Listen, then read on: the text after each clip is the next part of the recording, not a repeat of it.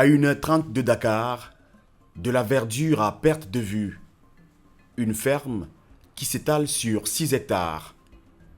Une petite oasis dans un Sénégal sahélien comme une ligne de front dans la bataille contre l'insécurité alimentaire. Une plateforme agrobusiness pour la production, la commercialisation et la distribution de produits agricoles avec une priorité donnée aux produits locaux. Une révolution verte qui commence ici, dans une région frappée par la sécheresse et le réchauffement climatique. Un miracle créé par cet homme. Vous allez bien? Bienvenue chez vous. Ça va bien? Je vous ai salué. Thion Niang est le fondateur de cette ferme. En 2014, il a planté ces citronniers qui aujourd'hui produisent chaque saison des centaines de fruits. Un de ces miracles de la nature qu'il vante auprès de ses visiteurs. Car Thion poursuit un vieux rêve, convaincre de jeunes urbains de venir s'installer en zone rurale pour y devenir des agri-entrepreneurs.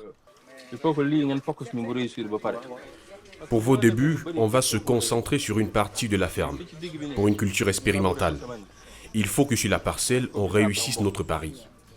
On va labourer en espace pour s'aimer du bissap, l'oseille de Guinée. On ne va pas se disperser. Je compte sur votre engagement, d'accord? Ce matin-là, il accueille de nouveaux pensionnaires. C'est la 80e promotion de jeunes aspirants à l'agrobusiness qui intègre cette ferme du projet baptisé Jeff Zone. Un nom qui signifie zone d'action en langue wolof. Pendant sa semaine d'immersion, le groupe va se familiariser avec les techniques pour devenir des futurs rois de l'entrepreneuriat agricole. De quoi mener la lutte contre l'insécurité alimentaire. Moi, je suis toujours très content de recevoir les jeunes qui viennent de partout. Ça me donne beaucoup de force. C'est un modèle qui a marché depuis 10 ans, cette année, et que beaucoup se sont intéressés là-dessus. Ça veut dire que cette mission, si on le continue, on aura des milliers de jeunes en Afrique qui feront même plus que ce que nous sommes en train de faire. Et ceci me réconforte et me donne beaucoup plus de force, même avec les difficultés, avec les challenges ici en Afrique, comme vous le savez. Quand je vois ces jeunes, ça me donne aussi de la force pour continuer. On a cette ferme ici qui est l'école, l'Institut agricole et de leadership. On a d'autres fermes à l'intérieur du pays, comme à Kaffrine, Birkelane, vers Touba, Saint-Louis, derrière Dagana là-bas. On avait fait du riz. Et entre le Sénégal et la Gambie, Kersamba Gueye aussi. Donc c'est divers, mais ici c'est pour l'Institut agricole. On enseigne les jeunes et aussi les suit avec le modèle qu'on a avec les alumni. C'est l'un de mes meilleurs jours. À chaque fois je suis revenu ici avec les jeunes de rencontrer les alumni qui viennent de partout dans le monde. Ça me donne beaucoup de force et beaucoup d'espoir et de hope pour l'avenir de notre pays et du continent. L'espoir de voir enfin l'Afrique manger à sa faim.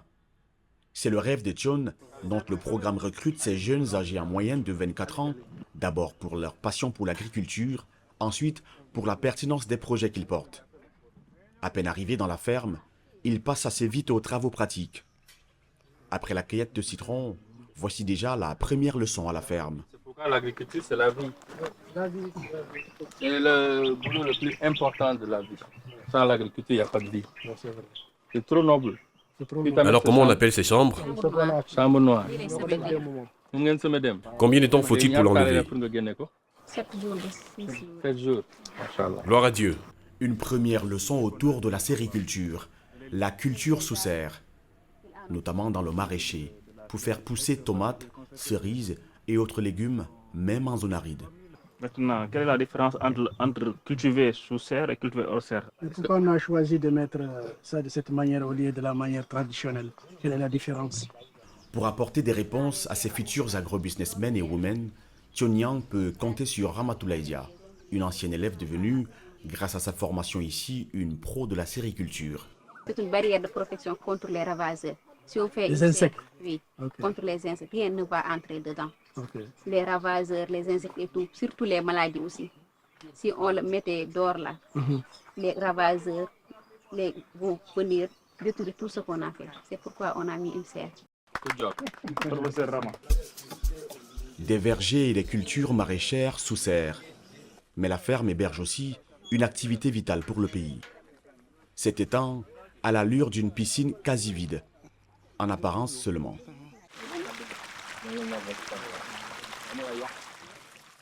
Au Sénégal, la surpêche au large des côtes par des chalutiers européens ou chinois menace la sécurité alimentaire. Le poisson, base de l'alimentation pour des millions de Sénégalais, se fait de plus en plus rare et donc de plus en plus cher. Tionyang est convaincu qu'initier des jeunes à la pisciculture est une façon de limiter ces dégâts. Passe-moi les aliments. Les grands vont venir. Quand on leur donne de la nourriture en scie, ils dominent tous les petits. Ce bassin de 100 mètres cubes, quand il est rempli, a une capacité de production moyenne de 15 000 tonnes tous les 6 mois. Pour passer des alevins à des poissons en pleine maturité, il faut environ 3 mois d'élevage. Assez pour nourrir tout le monde à la ferme. Apprendre à pêcher plutôt que de recevoir du poisson. Plus qu'une métaphore, du concret à Jeffzone. Je me suis engagé dans la pisciculture pour aussi apporter une réponse par rapport à la problématique de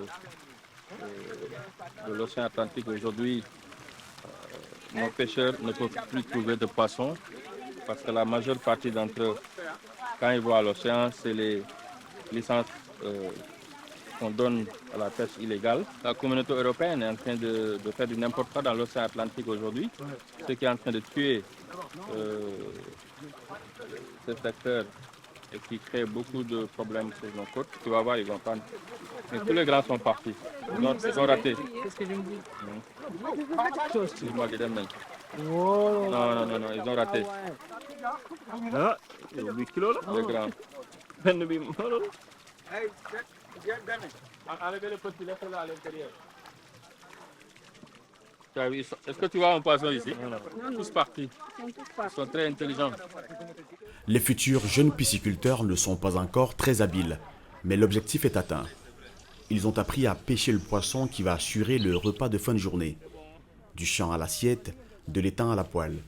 Produire, commercialiser et distribuer en mode local, qui espère l'exporter à l'échelle du pays et même du continent.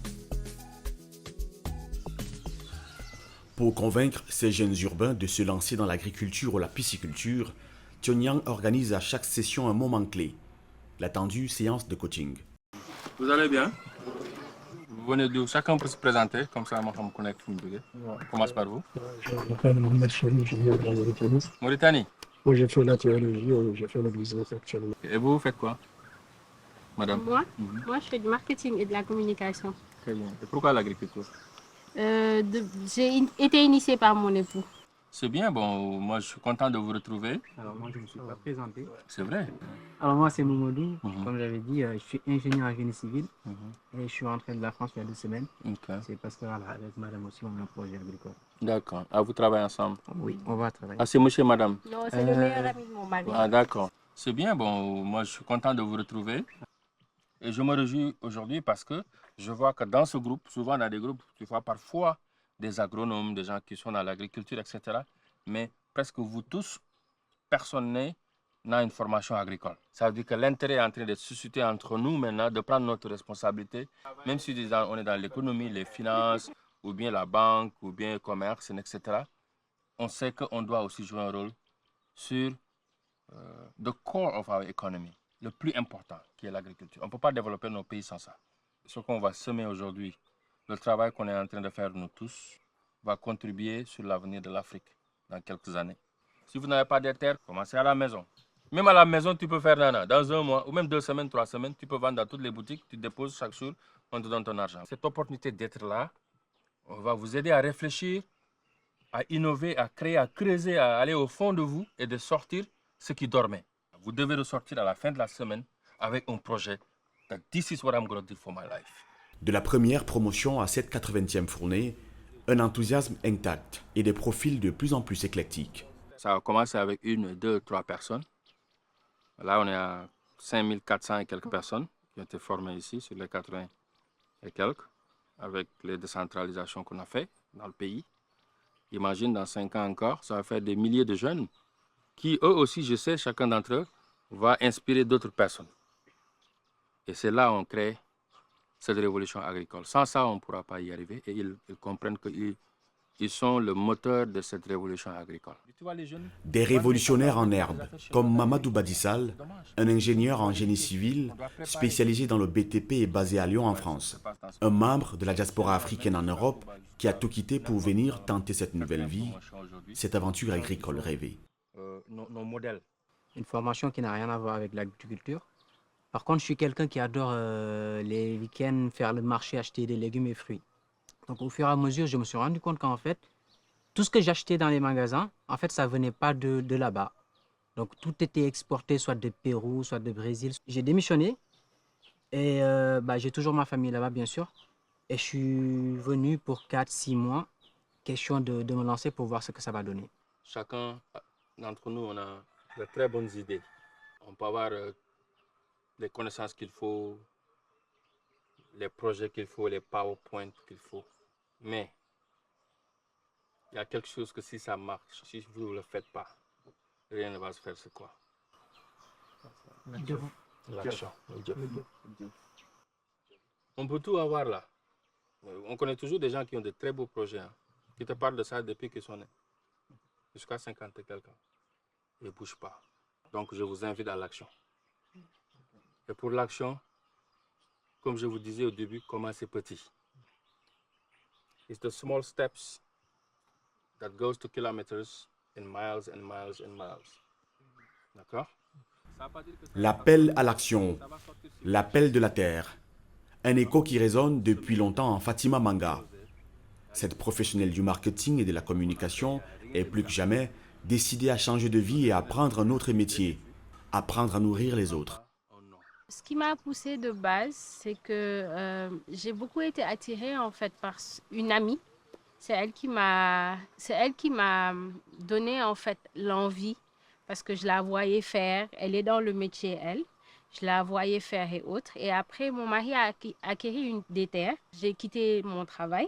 Donc, je me suis dit, pourquoi pas m'investir dans ce milieu et essayer de découvrir ce que l'agriculture peut nous donner, ce qu'elle peut nous faire découvrir de la terre. C'est pour cela que je me suis inscrite à Jeffzone pour essayer d'apprendre un peu plus sur la terre parce que je ne m'y connais pas du tout. Ce n'est pas mon domaine. C'est pour cela que je suis venue là. Au sortir d'ici, sur notre ferme que nous allons faire, s'il plaît à Dieu, ce sera la pépinière pour moi. Ce sera mon petit bébé et je m'en occuperai personnellement. Comment Fatima va-t-elle aborder sa toute première épreuve à la ferme? Son enthousiasme pour son projet de reconversion sera-t-il le même? Comment Tionyang, lui, prépare-t-il le 10e anniversaire de son projet Jeffzone? Nous le saurons dans quelques jours en revenant voir ce pionnier de la lutte contre l'insécurité alimentaire dans le pays. Un phénomène qui, d'après les statistiques officielles, touche environ 16% de la population. Sans doute plus d'après certaines ONG qui, sur le terrain, organisent la mobilisation pour trouver des parades à cette insécurité alimentaire, notamment en favorisant la culture de plantes locales qui, sur place, ont près des vertus miraculeuses. Monsieur Kadio, bienvenue à Ganga. Rendez-vous à Kédougou, à 900 km de Dakar. L'homme que nous sommes venus voir va nous faire découvrir ce qu'il considère être une plante miracle contre l'insécurité alimentaire, notamment au Sahel. Cette plante, c'est le fonio, une céréale que Boubier Kadio, coordonnateur de projet à l'ONG SOS Sahel, veut faire adopter aux populations. Nous sommes au Sénégal oriental, dans un des villages de la commune de Dar Salam, basé dans la région de Kédougou, au Sénégal oriental, et Ganga. Et Ganga, qui est un de nos villages où nous avons des producteurs de fonio. Maintenant, il suffit de les accompagner avec les centres de services qu'on a mis en place au niveau de chaque commune, avec les outils de labour, de récolte et de transformation.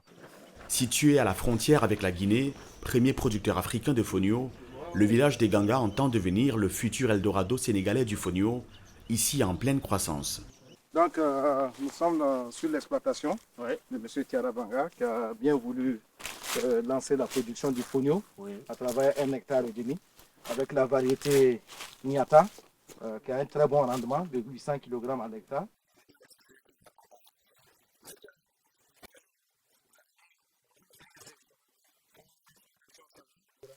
« 800 kg de fonio à l'hectare, c'est le rendement que vise ce cultivateur de fonio qui est en pleine période de semis, accompagné par ses enfants et neveux.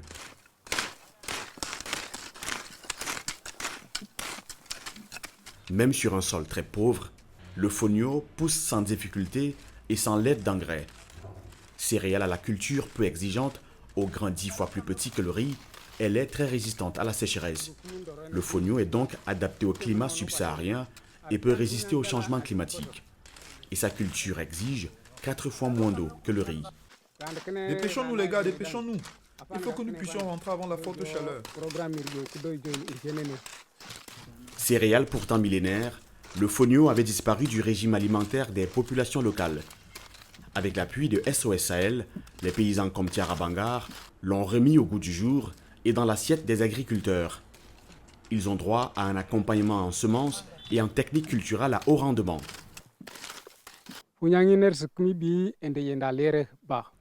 Mes aïeux ont toujours pratiqué l'agriculture. Et moi aussi, je l'ai hérité de mes parents. Dans cette activité, le fonio a toujours occupé une place centrale qu'il a peu à peu perdue. Cette partie du pays est très pauvre. Il arrive souvent que malgré nos efforts, on n'arrive pas à se nourrir convenablement. Le maïs s'épuise, le mil pareil, le riz aussi. Alors, on subit la famine. Depuis que je me suis remis à la culture du fonio, avec les techniques que nous ont montrées SOS Sahel, ma famille et moi ne connaissons plus vraiment ces périodes difficiles. Le champ de Tiara est aussi un champ pour tester les semences. Sur quelques mètres, des variétés de fonio dont les récoltes permettront de savoir quelle est la plus adaptée à ce sol. Objectif, maximiser encore et encore la production, l'obsession de Boubié Kadio. Les accompagner, c'est d'abord les sensibiliser, les informer sur la culture. Et en ce moment, nous avons pu identifier un certain nombre de producteurs que nous avons formés sur l'itinéraire technique de la culture du fonio. Aujourd'hui, nous avons lancé le processus de production, mais il se trouve qu'il faut penser à la semence. Pensons à la semence de qualité pour améliorer le rendement à l'hectare. C'est ce qui fait que nous avons eu l'appui de l'Institut de recherche agricole et ISRA qui nous appuie à partir du centre régional pour l'amélioration et l'adaptation des semences à la sécheresse. Nous avons bien travaillé ensemble en mettant en place des parcelles de démonstration et des parcelles de multiplication des semences. Le Sénégal a réalisé une production annuelle de 6623 tonnes de fonio en 2023, près de 8 fois moins que ses voisins la Guinée et le Mali, les figures de proue de la filière. Mais des initiatives comme celle de SOS Sahel ont pour but de faire évoluer ces données. Ah, vous avez un coup de fil? Oui, j'ai un coup de fil de M. Fall. Oui, M. Fall, bonjour. Vous allez bien? Pour le fonio, tu as prévu combien d'hectares? Bon, disons 8 à 10. 8 à 10 hectares. Oui. Bon, là ce qu'on peut... C'est qu'on passe à la production à l'échelle, oui. Ouais, la production à l'échelle, là c'est déjà très bien. Maintenant, en termes de semences, je pense que nous pouvons aller avec la variété Niata qui est disponible à notre niveau. Donc, je suis avec M. Robert. Nous sommes sur le terrain en plein reportage sur le fonio. Je vous le passe et il va vous dire bonjour. Bonjour, M. Fall. Bonjour Robert, comment allez-vous? Très bien, enchanté. Des coups de fil comme ceux-ci, Boubié Kadio en reçoit de plus en plus. À l'autre bout, un consultant dans l'agroalimentaire qui compte investir dans la filière fonio, une céréale de plus en plus demandée. Je vois que vous êtes très intéressé par le fonio. Parlez-nous de votre projet. Oui, en fait, je suis profil consultant. J'ai travaillé énormément sur la conception de politique publique, de sécurité alimentaire pendant 15 ans. Mais là, je me lance en tant qu'entrepreneur investisseur dans le développement de la sécurité alimentaire au pays. Oui. En me focalisant surtout sur les céréales, mais je vais également faire de l'horticulture en saison. Pour les céréales, oui, on a commencé avec le maïs, mais c'est essentiellement le fonio que l'on veut développer. Pourquoi vous misez sur le fonio? Je veux vraiment contribuer au développement de la sécurité alimentaire. L'opportunité commerciale que cela représente pour le développement des zones de production comme Kédougou, le sud du Sénégal. On a vraiment un marché immense à servir à l'international. Donc je vois également cet aspect business, mais un business inclusif et qui va également développer les zones de production. Donc on garde le contact, je vais vous revenir pour la semence là. Ok, merci.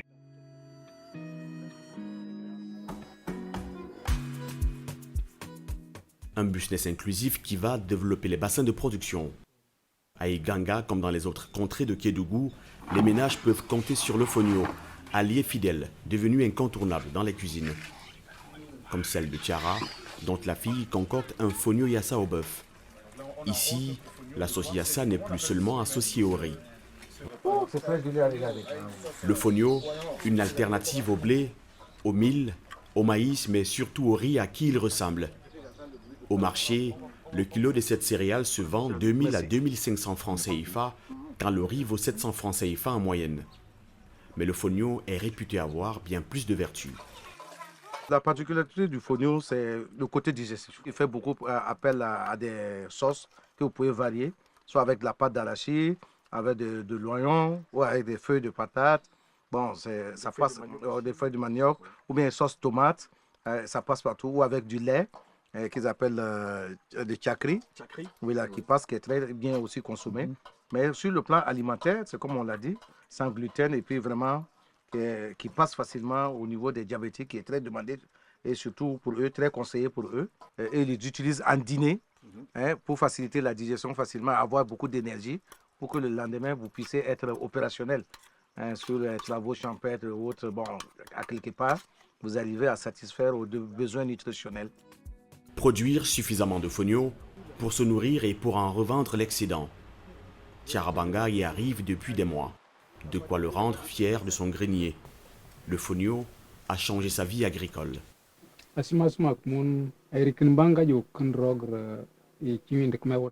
Comme vous le voyez dans mon grenier, toutes mes récoltes sont presque épuisées. Que ce soit l'arachide, le pois, le niébé ou le riz. C'est comme ça que les paysans vivent dans la contrée. La période de soudure est toujours très difficile. Tu ramènes tes produits du champ, mais lors de la prochaine récolte, le stock te lâche en chemin. Comment tu fais pour survivre en ce moment-là? Tu es obligé de subir la famine. C'est une situation qui a vidé le village. Les jeunes que tu as vus ici, c'est parce que c'est la période des vacances. La culture du fonio est venue changer beaucoup de choses pour nous. Grâce à la vente du fonio, on parvient à subvenir à nos besoins. Le fonio, une culture contre la faim et une source de revenus pour les paysans qui pourraient partir conquérir d'autres territoires au Sénégal.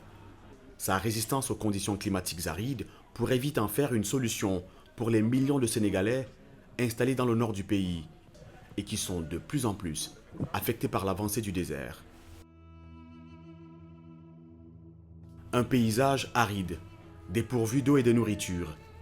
Voici à quoi ressemble cette région en saison sèche. Mais dès les premières pluies, ce territoire peut prendre une allure trompeuse avec le retour de la végétation. Pourtant, sous la verdure, les carcasses d'animaux n'ayant pas survécu à la terrible sécheresse rappellent l'urgence de stopper le désert. Comment assurer la sécurité alimentaire si le désert avance à grands pas? Dans cette partie du Sénégal, frappée par une forte sécheresse, des verdures comme celle-ci disparaissent si vite qu'elles laissent place au sable, à la désolation. Alors il faut agir. C'est la mission de la Grande Muraille Verte. Sur cette ligne de front, la bataille existentielle face au désert est le quotidien de cet homme. Karim, avance de l'autre côté. Assurez-vous de ne pas oublier certains plans. Le sergent-chef Badi est un agent technique du service des eaux et forêts. Nous le retrouvons à la base de l'agence sénégalaise de la reforestation et de la Grande Muraille Verte de Ouidou, dont il est le chef. La Grande Muraille Verte, c'est un projet d'une ambition immense. Bâtir d'ici à 2030 un mur végétal sur 15 km de large et une longueur de 7800 km d'ouest en est sur 11 pays, du Sénégal à Djibouti.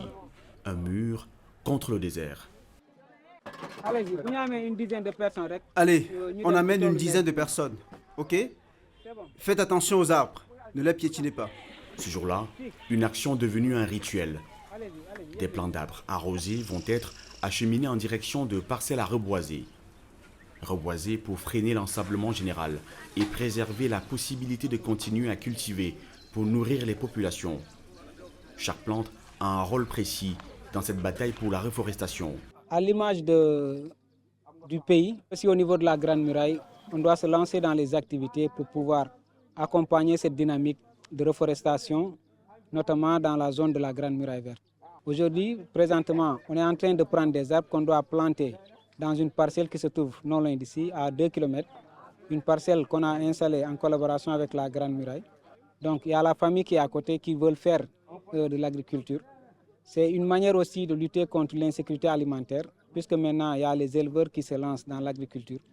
C'est une manière aussi pour nous de les accompagner et répondre aussi à cet appel du chef de l'État d'aller planter un peu partout des arbres. Il y a des scientifiques qui se sont réunis, qui ont fait une sélection d'espèces d'arbres forestières qui ont une certaine plus-value. Des arbres qui vont non seulement contribuer à la lutte contre la désertification, mais qui vont apporter une certaine plus-value aux populations, tels que le usufruit qu'on vient de prélever. C'est des arbres qui peuvent servir de haies vives, mais aussi qui peuvent produire des fruits qui peuvent servir à la population. Maintenant, on ne choisit plus des espèces comme ça. Quand on choisit une espèce, c'est parce qu'il y a une forte valeur ajoutée sur le plan économique. Cette bataille invisible dans un huis clos désertique, le sergent-chef la mène avec des villageois, tous engagés dans le projet de verdissement de leur espace de vie. Cette parcelle, c'est un futur champ d'arachides, de haricots, de gombo et autres légumes. Pour la mettre à l'abri du vent, elle va accueillir des plants de ziziphus pour créer de l'ombrage et enrichir le sol. Le combat contre le désert a lieu ici, mètre carré après mètre carré. Souleymane, tu peux planter, mais évite de casser la motte de terre pour plus de réussite. Le Ziziphus mauriciana résiste aux températures extrêmes et prospère dans des conditions très sèches.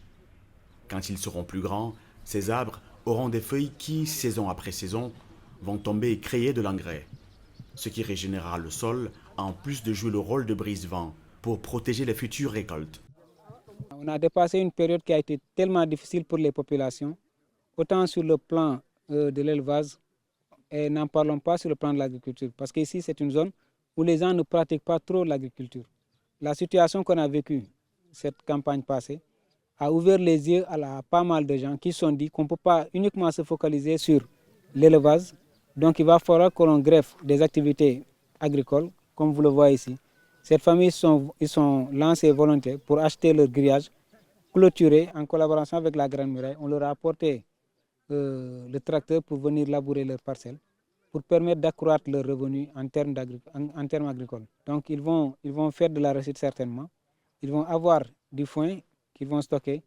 Au moment où les gens vont sentir que ce n'est plus possible de rester ici, eux, ils auront déjà quelque chose en stock. En plus de la banque qu'on a ici, cette parcelle, où il y a encore de l'herbe, pendant que les autres commencent à souffrir. Donc l'insécurité alimentaire, c'est quelque chose qui se sent ici. Mais les populations sont en train d'ouvrir leurs yeux et de comprendre qu'on ne peut pas uniquement se focaliser aux activités pastorales. De l'élevage à l'agriculture, un pari fou. D'autant plus que depuis des générations, le mode de vie de ces peuples est à 95% rythmé par la vie de leur cheptel et un peu de commerce. Fatigué par des transhumances devenues plus éprouvantes à cause du changement climatique, ce chef de famille d'éleveurs veut oser une reconversion agricole. On avance tout doucement, on avance doucement. Retour à la maison, retour à la maison. C'est une grande fierté pour moi et pour toute ma famille de recevoir cet accompagnement. Cela nous aidera vraiment à avoir un champ à nous-mêmes. Les arachides, le haricot, l'oseille et les autres légumes que nous mangeons ici sont souvent très rares. Comme il n'y en a pas beaucoup, le peu qu'on trouve sur le marché est cher. Maintenant, je souhaite qu'on nous apporte de l'eau qui puisse nous faire arroser la parcelle, afin de faire les cultures de contre-saison. On ne peut pas se contenter exclusivement des cultures hivernales.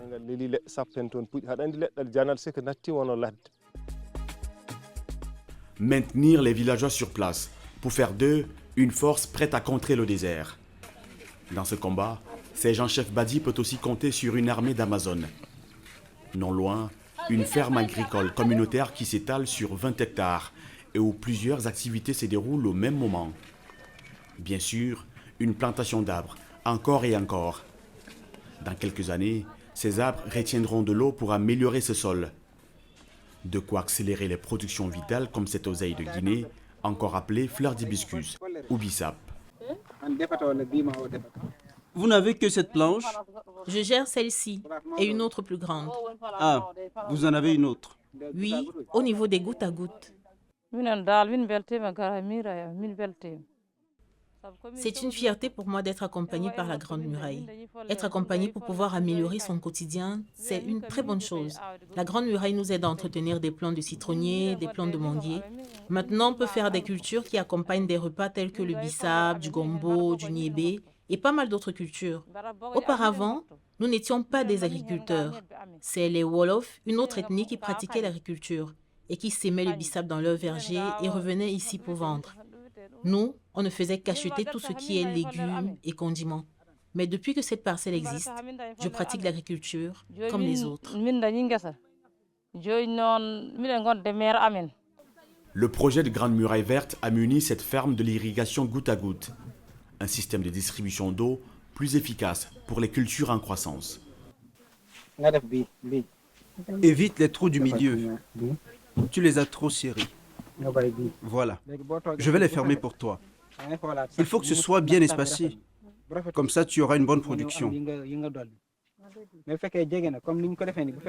Il est prévu de faire un autre système d'irrigation par aspersion, là où elles vont faire le maraîchage.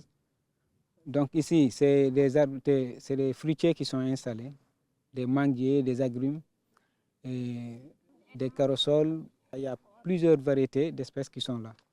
Donc, avec le système d'irrigation par aspersion, elles vont faire du maraîchage.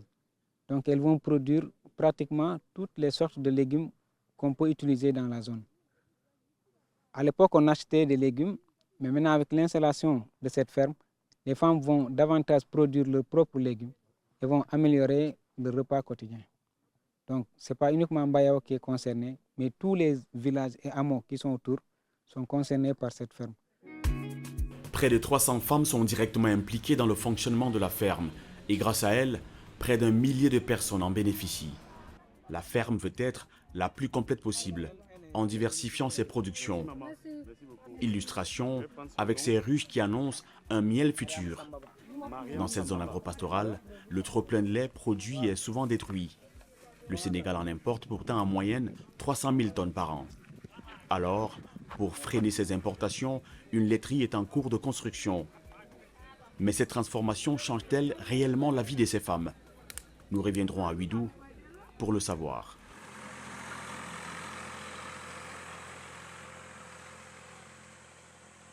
En attendant, nous retournons à la ferme de Chonyang, la ferme qui encourage les jeunes urbains à venir faire la révolution de l'agrobusiness dans le cadre du projet Jeffzone. La 80e promotion est déjà à pied d'œuvre, autour d'une parcelle dédiée à l'oseille de Guinée, encore appelée Roselle, plus connue en Afrique de l'Ouest sous le nom de bissap. Nous allons semer le bissap, l'oseille de Guinée. D'accord? On va le faire semer en ligne. C'est-à-dire qu'on fera des lignes, après on va répandre la graine dedans. Ça ne coûte pas cher, ça. Ce qui est intéressant ici, c'est qu'on pourra utiliser et les feuilles de bissap et on pourra aussi récolter les fleurs, qui sont les fleurs d'hibiscus. Ici, c'est un mist. Donc, on a la variété blanche, la variété rouge et ce qu'on appelle ici le vinto. Donc, la variété un peu plus rouge, rouge un peu foncé. C'est bon? Cool. Donc, juste après C'est le jour de la première épreuve pour Fatima, la professionnelle du marketing et de la communication et sa bande, qui se rêve un avenir d'agripreneur. Sous les consignes de Christ Mandela, un des cadres présents depuis le début de l'aventure en 2014, les membres de la 80e promotion de Jeffzone commencent à semer leurs petites graines. C'est bon, on y va. Good. Allez. Faut bien semer. Faut pas trop rater. L'oseille de Guinée est une plante produite sur un cycle de 120 à 165 jours en zone tropicale et cultivée lors de l'hivernage, généralement selon des méthodes traditionnelles, sans engrais. Pour obtenir un plus grand rendement, Chris leur apprend une méthode plus efficace. Ici maintenant, on veut leur apprendre que même si vous n'avez pas de l'eau encore, vous pouvez profiter de la pluie pour semer. Les semer comme le bissap ou le maïs. Donc c'est ça qu'on est venu faire sur le terrain.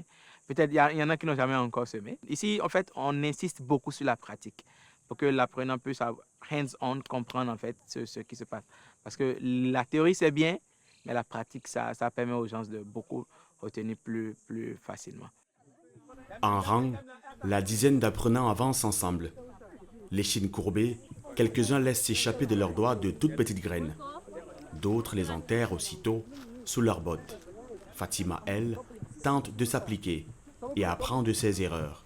Ce que j'ai aimé, c'est la pratique. Donc, comme ils l'ont dit depuis le début, voilà, on fait beaucoup de pratiques et ils nous laissent faire, en fait, pour qu'on puisse apprendre de nos erreurs. Ce que j'ai le plus aimé, c'est déjà que le boss soit venu lui-même discuter avec nous, parler de son projet et nous aider aussi à avoir une meilleure vision de notre projet à nous. Après la semence, j'arrive à avoir des idées, savoir quand est-ce qu'il faut faire certaines choses et comment ne pas, et quand est-ce qu'il ne faut pas les faire. Donc oui, c'est vraiment intéressant. Semer en saison de pluie et en saison sèche, l'avantage, c'est que durant la saison des pluies, on n'est pas obligé d'arroser tout le temps parce que la pluie fait le travail à notre place. Alors qu'en saison sèche, il faut tout le temps arroser le matin avant le lever du soleil et le soir après le coucher du soleil.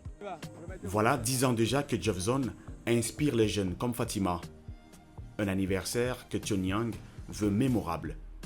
Alors, avec ses équipes, il prépare la célébration qui aura lieu dans cette ferme. La base de données là, c'est extrêmement... Salam alaikum. Comment tu vas, mon frère? Très bien. Bienvenue chez vous. Bonjour, voyage? Mr. Nyang. Ça se passe bien? Très très bien. Alhamdulillah. Bien arrivé. Merci beaucoup. Qu'est-ce qu'il y a au menu de la réunion? On prépare les 12 ans de Jeffzone, les 10 ans de Jeffzone, le 12 octobre, Inch'Allah, cette année. Là, on va accueillir ici 1000 à 1500 personnes, de jeunes agriculteurs, des jeunes fermiers, avec les autorités du pays, mais aussi les organismes internationaux, tous liés à l'agriculture, pour parler de l'autosuffisance alimentaire. Voir l'Afrique devenir autosuffisante. Un rêve que Tionyang a toujours poursuivi, même lorsqu'il est parti vivre aux États-Unis à 22 ans avec $20 en poche. Et son parcours a tout de la success story américaine. En 2008, il se démarque outre-Atlantique en accompagnant le candidat démocrate Barack Obama lors des élections présidentielles, ce qui lui a valu le surnom de jeune prodige par la presse sénégalaise. Cette rencontre va profondément marquer sa vie et donner du sens à son engagement. En 2009, inspiré par le Yes We Can d'Obama, il lance la fondation Give One Project. Aujourd'hui, présente dans 23 pays africains, elle œuvre pour l'autonomie des jeunes sur le continent. Devenu conférencier international, auteur de plusieurs livres, Tionyang est à la tête de 6 organisations dont Econ Lighting Africa, un méga projet d'électrification de l'Afrique. Pour l'entrepreneur social, revenir sur sa terre natale pour aider le continent à mieux se nourrir et manger à sa faim était une évidence. Partir des États-Unis, tout abandonner, revenir en Afrique, qu'est-ce qui explique cette folie? Pour moi, la folie serait de rester aux États-Unis. C'est le contraire.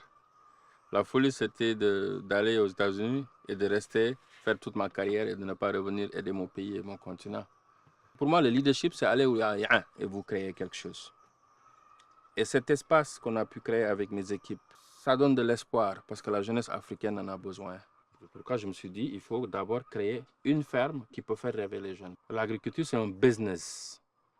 C'est plus que juste travailler la terre. C'est très noble, c'est la vie. Parce que sans l'agriculture, un pays ne peut pas se tenir.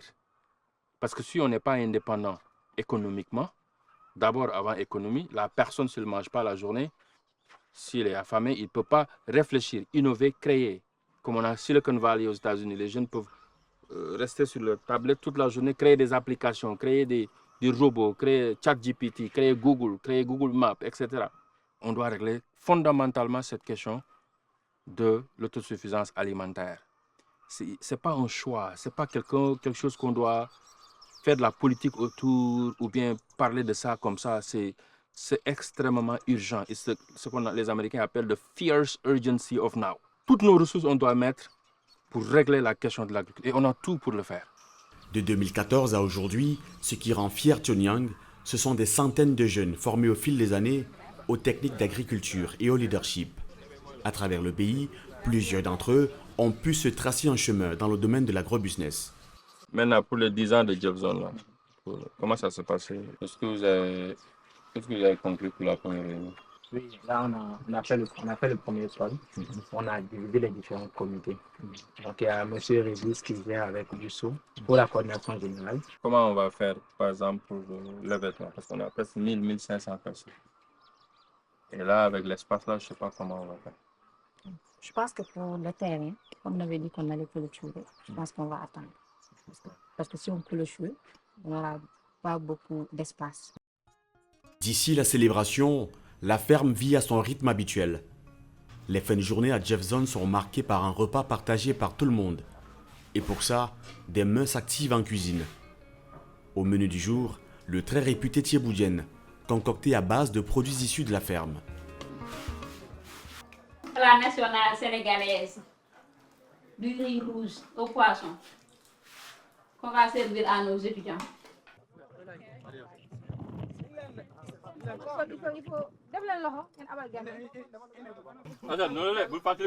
N'oublions pas ce qui s'est fait depuis toujours, le bonheur de manger ensemble, et toujours remercier celle qui a cuisiné. Manger ce qu'on produit, c'est la politique de Jeffzone. Devant moi, des carottes, du manioc, du poisson, pêché ici même dans les temps de la ferme, des légumes, des choux notamment. Thionian espère à travers ces jeunes gens partis de toute l'Afrique, partis des villes du Sénégal, de Dakar et même des périphéries, mettre en eux cette petite graine qui va faire germer de la nourriture dans toute l'Afrique et pour, à terme, repousser l'insécurité alimentaire. Jeffzone n'est qu'une esquisse de ce que souhaite ce quadragénaire. Une Afrique qui va inverser les rôles. D'importateur de denrées à exportateur de nourriture pour le reste du monde. Une révolution qui passera par ces jeunes. Tout ce que nous mangeons ici, nous produisons dans la ferme. Et ça, c'est un modèle qu'on veut susciter de l'énergie pour que les autres, les jeunes autour de nous, ils commencent à faire la même chose. Comme vous m'avez vu sur la classe, là où je parlais de commencer petit chez eux, avec des légumes, des menthes, des poissons qu'ils peuvent faire à la maison, des petites choses qui va susciter l'envie de faire encore plus. Et petit à petit, ils peuvent faire plus que nous sommes en train de faire. Donc c'est ça, quoi. C'est-à-dire que si on arrive à produire ce que nous mangeons et manger ce que nous produisons, d'abord à la maison, d'abord à la ferme entre nous, hein, et après ça va faire le ripple effect de la maison, de la ferme, de la communauté. Après, d'autres personnes vont récupérer, faire la même chose. Et puis petit à petit, tu inspires le pays, le continent et pourquoi pas le monde entier à partir du Sénégal. Mettre la sécurité alimentaire au cœur du débat africain. C'est l'obsession des activistes comme Thion qui militent pour la consommation de produits locaux, y compris des céréales dont la production peut être facilement boostée, comme celle du fonio.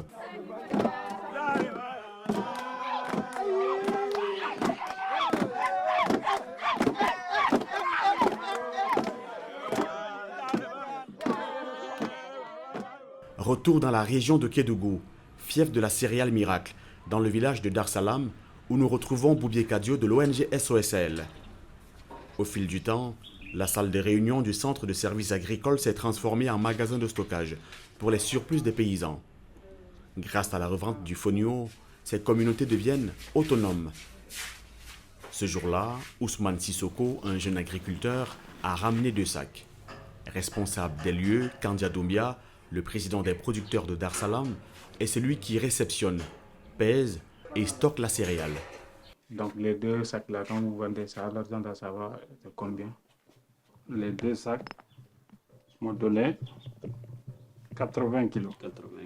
80 kilos va faire fois 400 francs. 32 000 francs CFA, une belle somme pour Ousmane. De quoi l'aider à résoudre pas mal de problèmes. Avec ma famille, on a beaucoup récolté cette saison encore. De plus en plus, on commence à intégrer des techniques que SOS Sahel nous a apprises et continue d'ailleurs de nous apprendre. Grâce au fonio, on mange de mieux en mieux. D'abord parce qu'on ne connaît plus vraiment de pénurie des céréales, mais surtout parce que les revenus de nos ventes du fonio nous font acheter de la nourriture pour diversifier nos menus et donc ne plus risquer la sous-alimentation. Des transactions de plus en plus courantes, de plus en plus lucratives, au rythme de la demande du principal acheteur, la compagnie africaine agroalimentaire, la CAA, qui transforme le fonio dans une usine à Dakar. L'autre aspect, Game a fait le point pour l'achat du fonio paddy là. Oui, oui. Tu as combien de tonnes là? C'est 6, non? Ça ne vaut pas 7 en tout cas. Non. Environ 6 tonnes et quelques. Ouais, c'est 6 tonnes et quelques. Mais il faut vraiment peser. Ouais. Parce que CA aussi a donné son cahier des charges. Il faut qu'on respecte le poids là. Là, je préfère qu'on vous vire le paiement, avec CA vous vire le paiement. Donc, ce qui est intéressant, c'est d'accélérer le processus. Un camion va venir enlever tout pour amener Dakar. Pour permettre à toutes les parties d'être satisfaites à chaque transaction, Boubier Kadio veille sur le bon fonctionnement du magasin de stockage. Avec l'union des producteurs, ils ont un cahier de gestion. Tout producteur qui vient avec son stock est bien notifié et bien enregistré et stocké. Donc, ça veut dire qu'à quelque part, toutes les commandes de fonio qu'ils ont sur la ligne, ils essaient de voir la capacité qu'ils ont ou bien la disponibilité à leur niveau. Aujourd'hui, vous avez besoin de 5 tonnes de fonio paddy au niveau du CSA de Dar es Salaam. L'union des producteurs, à travers l'équipe dirigeante, mobilise tout l'ensemble des producteurs pour la collecte. Et chacun se retrouve avec sa quantité produite et stockée ici. Ceci permet à l'entrepreneur ou bien au commerçant ou bien au fournisseur ou bien encore à un potentiel acheteur de traiter directement avec l'union des producteurs. Et ça fait encore un plus-value et une manière de gérer de manière à ce qu'il y ait des retombées. Le principal acheteur du fonio de ces producteurs se trouve à 900 km d'ici. Direction Dakar, pour aller voir comment la chaîne de valeur du fonio est en train de se mettre en place au bénéfice de tous les acteurs de la filière de cette céréale, aussi surnommée le mil des dieux. J'ai rendez-vous dans l'unité de transformation de la compagnie africaine agroalimentaire que dirige Laura Layous. Bonjour Robert, comment ça va? Ça va très bien. Merci d'avoir fait le déplacement. Je vais te faire la visite. Juste avant, il faut enfiler une blouse et des gants si à un moment tu veux toucher le produit et le goûter. Bienvenue dans la seule usine et première usine de transformation de fonio au monde. Merci. Depuis 2018, la directrice générale de cette entreprise familiale est déterminée à redonner au fonio une place de choix dans les assiettes africaines. Et cela passe par sa transformation. Quand on le reçoit du champ, il est dans des sacs comme ça, il y a beaucoup d'impuretés, de la paille, de la pierre, du sable. Et donc, il est d'abord traité avec des machines qu'on a créées pour arriver à un taux d'impureté, ici d'abord, qui s'approche à 0,5%. Après ça, il va subir un décortiquage. Et il sera décortiqué et blanchi, parce que le fonio a une petite pellicule, comme le riz, on appelle ça du fonio paddy. Après, il va subir le décortiquage et le blanchiment, et ça va donner ça. C'est ce produit qui rentre dans des big bags ou dans des sacs de 50 kg dans l'unité de production. Des installations modernes pour une transformation du fonio qui se veut la plus aboutie. Ça, c'est du fonio pré-cuit. Encore une étape avant le produit fini. Après le décortiquage et la pré-cuisson à la vapeur, le séchage. Une fois que le fonio est séché à une humidité où il n'y a pas de danger pour l'homme, il passe par un système de tri et de détection de métaux, et on a le produit fini. Des produits finis emballés ici en direction des grandes surfaces, des restaurants et des ménages. Pour augmenter sa production, Laura a d'autres projets en cours, comme encadrer des paysans dans plusieurs localités du Sénégal en partenariat avec SOS Sahel. L'Afrique a énormément de challenges face au changement climatique, le manque de pluie, l'augmentation des températures. Donc, on a choisi un produit qui s'adapte aux conditions climatiques les plus dures. Ce n'est pas pour nous polluer de l'autre côté. On a envie de participer au progrès industriel, social et alimentaire de notre pays et accompagner le pays en tant que citoyens sénégalais. C'est comme ça que nous, on voit notre parcours de vie. Le premier impact de la compagnie africaine agroalimentaire sur la sécurité alimentaire, alors je n'irai pas jusqu'à l'Afrique, mais déjà au Sénégal, c'est l'innovation industrielle de l'usine. Le fonio, en 2 ans, a énormément pris en notoriété parce qu'il y a eu cette innovation industrielle, ce qui rend possible une production d'échelle. Maintenant qu'on a maîtrisé le côté industriel, on va mettre notre nez dans le côté agricole et essayer d'avoir les meilleurs rendements possibles et de mieux former les agriculteurs pour les aider à vivre du fonio, pas seulement en le consommant, en le vendant. On va aller déjeuner et vous allez goûter le Findibol. D'accord. On y va? Bon, maintenant, je vais vous emmener dans le quartier du Plateau. Quelques minutes plus tard, au quartier d'affaires du Plateau à Dakar. Avec Laura Layous et sa collaboratrice, nous marquons une pause déjeuner. Au Fognon, bien évidemment. Ce restaurant est l'un de ceux qui en proposent à la carte sous le nom de Findibol, un fognon revisité par le chef Aliou. Cette céréale a fait une percée récente en milieu urbain, un produit dont la notoriété augmente dans les capitales ouest-africaines. Vous voulez des jus locaux? Oui. Alors, bissap, gingembre, bouille. Oui, c'est quoi? C'est le fruit du baobab. Baobab. Baobab, et toi? Moi aussi, bouille, s'il vous plaît. Voilà, 3 bouilles, s'il vous plaît. Merci beaucoup. Moi, je trouve que même sans la sauce, c'est très bon parce que le fognon est déjà mariné aussi. C'est ça. Le Findibol, c'est du fognon couronné de tranches de poulet pané avec de la tomate, de la mangue, de la pastèque, de l'avocat et de fines herbes. Des champs au plat de restaurant, Laura croit fermement à la possibilité de créer une nouvelle filière qui va nourrir le continent. On milite pour les paysans à Kédougou et d'autres régions du Sénégal où on fait nos projets. Et puis aussi les autres pays de la sous-région qui font du fognon. Guinée, Mali notamment. C'est ça. Ouais. Quand on dit du champ à l'assiette, c'est de créer la filière et la professionnaliser au Sénégal.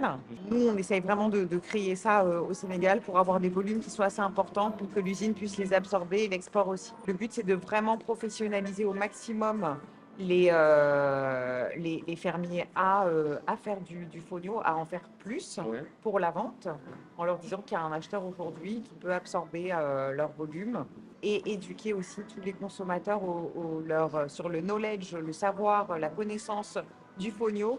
Qu'est-ce que le fognon? Parce que le fognon, c'est la céréale aujourd'hui qui va avoir besoin le moins d'eau et aussi qui va pousser dans des sols qui sont pauvres. Donc c'est souvent une culture de soudure. Ouais. Quand les sols sont très fatigués, on va utiliser le fognon en fait. Ça va être le fognon qui va être la seule céréale qui va pousser là-dessus. Des sols fatigués, c'est aussi le gros défi à résoudre sur le tracé de la Grande Muraille Verte. Dans ces contrées où se mène la bataille contre l'avancée du désert, dans un décor de fin de journée, au spectaculaire coucher de soleil.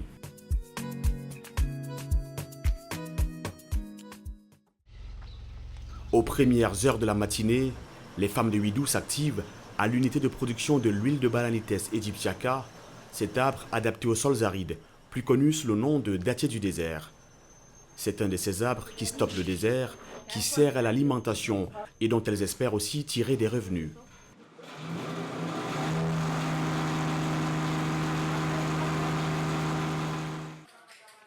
Dans la pièce d'à côté, le dispositif pour la dernière étape d'extraction de l'huile, qui exige un supplément d'effort physique, sous la supervision bienveillante du sergent-chef Badi.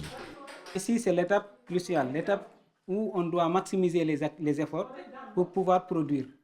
Donc ici, on a besoin d'un certain effort physique, ce qui fait parfois les femmes ne peuvent pas à elles seules s'activer ici. Donc on a parfois besoin de l'aide des hommes, ce qui fait que parfois, si on n'a pas de jeunes ici à côté, moi je viens pour les accompagner, notamment pour la production. Parce qu'ici, c'est une des étapes les plus importantes.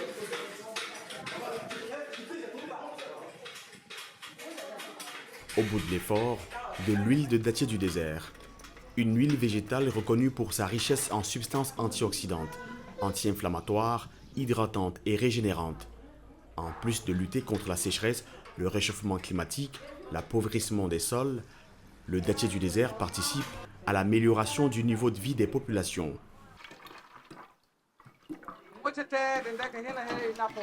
C'est ainsi que nous procédons pour obtenir de l'huile. Beaucoup d'exercices, mais ça fait toujours plaisir parce que tout ensemble, on passe un bon moment en travaillant. C'est une huile qui nous aide beaucoup. On la transforme aussi en savon. C'est un produit que nous utilisons pour la toilette. L'huile et le savon sont très efficaces. On en vend chaque jour et on peut subvenir à nos besoins, comme acheter de la bonne nourriture et se soigner à l'hôpital.